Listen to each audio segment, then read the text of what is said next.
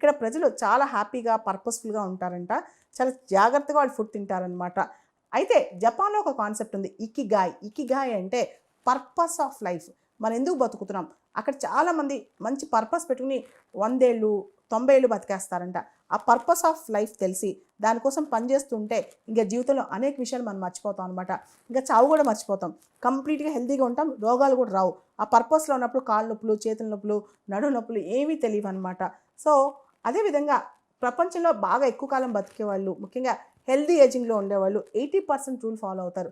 80% rule అంటే పొట్ట నిండా ఇంకా అసలు చోటు లేకుండా తినరు. 80% నిండంగానే అక్కడ ఆపేస్తారనమాట. దీన్నే 80% రూల్ అంటారు. అదేవిధంగా చాలామంది ఎక్కువగా వయసు మళ్ళా ఆరోగ్యంగా ఉండేవాళ్ళు చాలా మొబైల్‌గా ఉంటారు. వాకింగ్ బాగా చేస్తారు. బ్రిస్క్ వాకింగ్ చేస్తారు. అండ్ ఎక్కువ మంది ఒక పెద్ద సీక్రెట్ ఏంటంటే గార్డెనింగ్ చేస్తారంట. గార్డెనింగ్ చేస్తే చాలామంది ఎక్కువ కాలం బతుకుతారు. దీనికి ప్రధానమైన కారణం చెట్టుకి, మనిషికి ఉన్న ఆ అనుసంధానం అంట.